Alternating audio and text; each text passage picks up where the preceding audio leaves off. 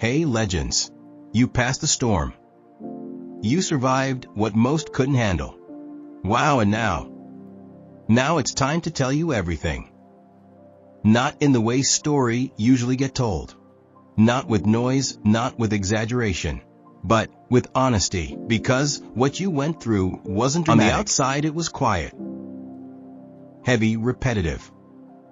It was the kind of pressure that doesn't break you all at once. It tests you slowly, day after day, moment after moment, until you either lose yourself or you learn how to hold yourself together. You didn't get applause while it was happening. You didn't get reassurance. You didn't get clear signs that you were doing it. Most days, it felt like nothing was changing at all. And that's what made it. You were carrying weight that didn't look impressive from the outside. Emotional strain doubt that kept circling back. Silence that stretched longer than you expected. Nights where your mind wouldn't switch off. Replaying decisions, conversations, and moments where you wondered if continuing was even worth it. There were times you almost convinced yourself that Mabithus was just how things were now. That maybe endurance was all you'd ever have. Veto's show for it, that maybe growth was supposed to feel this uncomfortable forever. But here's what you didn't see while you were in it. Every time you chose not to collapse, something in you strengthened. Every time you stayed disciplined, when comfort tempted you, your awareness sharpened. Every time you resisted to escape the pressure, your sense of self became more stable. That's the part no one explains. Survival isn't heroic in the moment. It's repetitive, it's boring. It's quiet. It's waking up and deciding, gagging to show up as yourself. Even when motivation is gone and clarity feels distant. You weren't fighting something dramatic. You were managing yourself, your thoughts, your habits, your reactions. You were learning how to sit with discomfort without letting it rewrite who you are. And that takes discipline most people never develop. There were moments when doubt spoke louder than confidence. When it felt easier to give up than to keep refining yourself. When comfort whispered promises that discipline couldn't. You had all of that, and still you chose to stay. Not perfectly, not flawlessly. But you didn't win because you were stronger than everyone else. You won because you kept choosing alignment over relief. That's a different kind of strength. You also learned something important during that time. Something most people avoid learning altogether. You learn that clarity doesn't come first. It comes after endurance. You don't wake up one day suddenly knowing exactly who you are. You earn that knowledge by staying present through uncertainty, by letting confusion pass without panicking, by allowing doubt to exist without letting it take control. You noticed how pressure changed your priorities. Things that once felt urgent lost their grip. Approval mattered less. Noise became easier to ignore. Your attention narrowed, not in fear, but in focus. You stopped spreading yourself thin, trying to be everything at once. You started asking quieter, more honest questions: what actually matters? What am I willing to carry long term? What am I doing just to avoid discomfort? Those questions weren't comfortable, but they were clarifying, and clarity, when it arrives, doesn't feel exciting at first. It feels steady. You realized you didn't need dramatic transformation. You needed internal regulation. The ability to stay calm when things felt uncertain. The ability to pause instead of react. The ability to choose long-term alignment over short-term relief. That's what you practiced. Whether you realized it or not, you practiced staying composed when a thing external was rewarding you. You practiced discipline when motivation wasn't showing up. You practiced pertones when results felt delayed. Those practices rewired you quietly. You became someone who could hold pressure without being defined by it. Someone who could move forward without constant reassurance. Someone who could sit with unanswered questions without losing direction. That's not something you learn in comfort. That's something you earn through repetition. You also discovered that strength isn't loud. It doesn't announce itself. It doesn't need witnesses. Real strength shows up as consistency when no one is watching, and you did that. You kept going on days that felt pointless. You stayed disciplined when no one was validating you. You maintained integrity when shortcuts were tempting. That's why this moment feels different now. Because you're not standing wherever Gil. You are standing here, regulated. You didn't just survive pressure.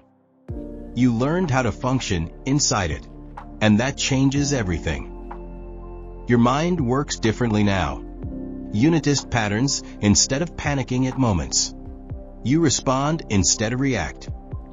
You think in terms of sustainability, not impulse. You're not chasing. You're choosing stability. That's a big shift. And it didn't come from some sudden breakthrough. It came from staying when leaving would have been easier. You also learned that nodal resistance is external. Some of the hardest battles were internal. The temptation to quit quietly. The urge to distract yourself instead of facing discomfort. The desire to numb uncertainty, revert and sit with it. You face those moments honestly. Not perfectly, but unconsciousness changes behavior over time. You became aware of your patterns, your excuses, your emotional habits. And instead of judging yourself, you adjusted. That adjustment is discipline. Discipline isn't punishment. It's self-respect in action. It's choosing what serves you long-term, even when it feels uncomfortable short-term. And now looking back, you can see it clearly. You weren't stuck. You were training your patience, training your emotional regulation, training your ability to stay aligned when things felt heavy. That's why this phase feels like your threshold, not an ending, a transition. You're not stepping into something flashy. You're stepping into something stable. And stability doesn't need hype. It needs commitment. You've already proven you can commit to yourself, to your growth, to your integrity. Even when it felt lonely, even when it felt slow, even when it felt uncertain. This isn't the moment where everything suddenly becomes easy. It's the moment where you release. You are capable of handling what comes next. Because you already handled what most people avoid. You stayed when the pressure tested you. You endured when clarity was delayed. You chose discipline when comfort tempted you. That's why you're here now, centered, aware, still evolving. And this instantly, the beginning of what that endurance unlocked. Not the finish line. Just the moment you realize you're no longer guessing who you are. You've lived it, and what comes next builds on that foundation. Because now the real work begins, and you can feel it in a way that doesn't scare you anymore. Before, pressure felt like some mething happening to you. Now it feels like something you can move with. The difference matters. You're not bracing yourself every morning. You're not waking up already tired of the day ahead. You're waking up aware of your limits. Aware of your patterns. Aware of what drains you and what studies you. That awareness didn't come from success. It came from surviving without it. You learned how to keep going without guarantees. How to act without applause. How to stay disciplined when motivation disappeared. And that changed the way you relate to fit. Effort used to feel heavy, like something you had to force. Now it feels intentional. You choose it. Not because you're trying to prove something, but because you understand what consistency builds over time. You've seen the alternative. You've seen what happened. Some people quit internally, while still showing up physically. You've seen how avoidance masquerades as rest. You've seen how comfort slowly erodes as direction. You didn't judge that. You just decided it wasn't for you. That decision was quiet, but it was firm. You also stopped romanticizing struggle. You don't need suffering to feel meaningful anymore. You don't need chaos to feel. You don't need constant pressure to justify your worth. You learn to separate growth from pain. Pain taught you lessons. Growth applies them, and application requires calm.